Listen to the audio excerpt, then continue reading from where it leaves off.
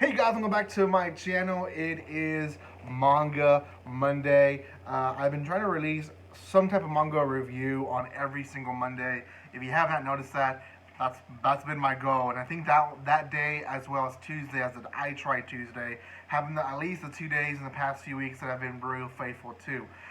Today, I actually have a whole volume for you guys. That's going to be Arifureta, from Commonplace to World's Strongest is the long name. This is going to be on volume 3. Quite a bit of volumes that I want to get from this series. I don't think they have, other than volume 4, maybe already out. So I have to wait for them to be released. Anime was a success, I think, through Funimation. A lot of people talked about it, and as I read more of the manga, I realize how much damage, to be honest, the anime did to the series. Because the anime, although it was good, I watched it, I enjoyed it. The manga is better. Before I continue, guys, a few things. If you have not done so by now, make sure you do subscribe to my channel. Thank you so much for those who have been subscribing and have been showing just love and support here in this channel. If you want to comment, if you're new, do comment. I want to talk to you guys. I want to welcome you guys. I love knowing who's watching these videos. I have people that have commented in my videos saying, I've been watching you for weeks or months, but I just never commented. So if you're new, comment. Welcome. If you haven't subscribed, subscribe. I have volume 1 and 2 already reviewed in my channel, so you guys can find those in my channel. Again, it's a series that I personally recommend. At least the first 2 volumes were great. I'll talk more about volume 3, which I finished just today when I got back from my vacation. So let me know if you want me to continue reviewing this one. There is spin-offs to this one, and I have one of them already, so I will probably review those eventually here as well. Okay. Oh, lastly, spoiler alert. Anime and manga spoiler alert, because I will talk about it in some detail. Again, we follow the story of Yue. Yue is, sorry, not Yue. Hajime. Hajime is a boy who was basically left behind. Volume 1 gives us his story and really how crappy the humans he ended up with in this world were. Now, it is an isekai. The special part of this series is that this isekai does not send one person, not 2 people, but a whole classroom of people to this world. They all ended up with different different powers and strengths. Hajime was one of those that didn't end up with any powers or strengths whatsoever, and one day he's left behind to die, essentially, and he's able to gain all this powerful energy and powers and techniques through eating other monsters as a survival technique in the dungeon. Anyways, volume 2 was about him meeting Yue, and Yue is our little cute vampire that everyone loved in the anime. And volume 3 is about him meeting Shia. Now, Shia is also very, very popular waifu, may I say, to people that watch the anime. I mean, just by the cover of this, you can tell that the writer, the artist, was really putting Shia as kind of like the fan service character, if you want to say it bluntly like that. Shia is found in the beginning of volume 3 because she is being chased by a huge monster. Hajime ends up killing the monster because it's in his way, not because he was trying to protect Shia.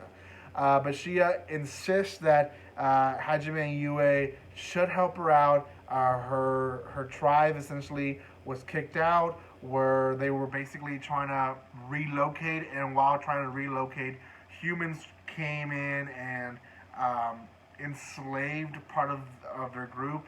The rest of them, her part of that group, escaped and went into this area where magic is kind of hard to use. He ends up, well, not really him. Yue ends up being convinced, and she says, we need a guide to get us to point A to point B. So let's use her. She knows how to get there. we'll help her out. Let's just use her. So Yue convinces Hajime. They end up finding this group of people of all bunny tribe people. They're bunny people, and may I say very weak. And this is very important. These are peaceful people. Were raised to really just focus on, I guess, crops and not at all aggressive, which is why they got captured so easily. They return to the forest where they were exiled from, and they end up seeing this group of people who immediately try to attack them, and Hajime defends them, and essentially he lets the group know he's with them, and if they're going to attack him, then they're going to have to go through him, and he shows his power as well as the ring, which has the sign of him being able to, I guess, cross the first labyrinth of the seven labyrinths. So there is some respect they had to put on him because of the elders. You have to read to understand more about it. But point is, he's well respected there. They don't try to go for him, except the bear, creatures, humanoids. They still try to attack at some point. Now they have to wait 10 days for them to actually enter this second labyrinth because there's this huge fog. So he ends up training the bunny tribes, and Yue ends up training Shia. Now, Shia is special because she is the reason they got exiled. She is like the forbidden child, the unwanted child by the other tribes. All her tribe decided to leave with her because they're about family. It's so sweet. But anyways, the point is she can use magic, which is weird. The humanoid animals are supposed to be able to use magic, and she is. So that's why they exiled her. They think she's weird. So ends up happening is that she goes and trains with Yue, and all that. She doesn't really is able to do anything other than give Yue a scratch, which ends up being something that is good because for that reason, Hajime lets Shia stay with the group eventually, but we'll get there at some point. Anyways, ends up being that Hajime makes a number on these tribes. These bunny people become these like beasts, and may I say, this is my favorite part of the volume. Hajime training these guys because he just lets it go. Like at one point, a guy doesn't want to train because he didn't want to step on some ants and kill them. So he goes at him and he starts cussing. Like there's actually cussing being censored on the manga, which you rarely see in manga. So you see like the anger that boils out of Hajime, and so much hate and anger, I guess, is placed in his training that this bunny tribe people, they end up these bulky beast guys, and it's a joke. It's funny. They end up actually beating up the bear tribe because they go and attack them. Anyways, Labyrinth ends up not being attainable because they need to have 4 rings and they only have 1. So they leave to a city, and Yue, Hajime, and Shia are now together in a group. Now Hajime still has a hate relationship between Shia, but Yue insists that Shia should be allowed because Yue lost to the bet. So they're now in a tribe. They end up in this city, and now they're gonna have to go into a dungeon. And that's really in a nutshell volume 3. I won't say a lot more about the last chapters because you want to read the series. But point is, the next volume is gonna be them going into a dungeon. How is this different from the anime? I think a lot of people are wondering that. At least this portion of the manga. This portion of the manga is quite different from the anime.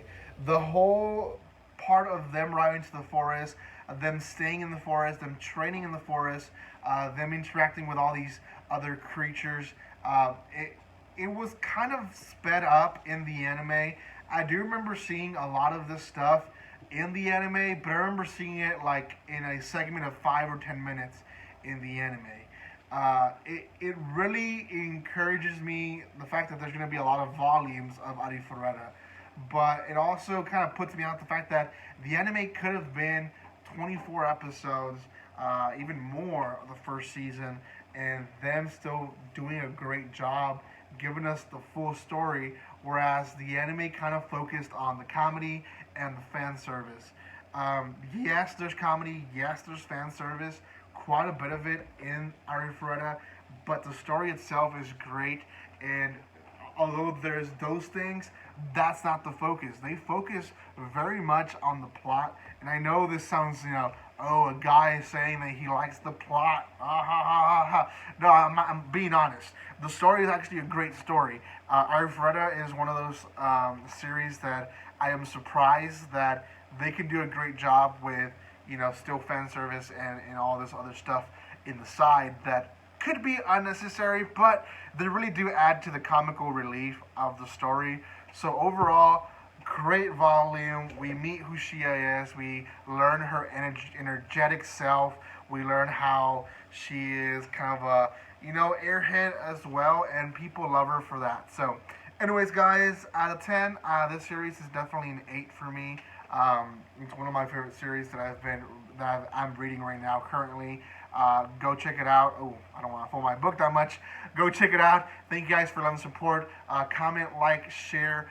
There was a video that was released probably earlier today that was Kingdom of Z. If it's not released yet, it'll be released later today.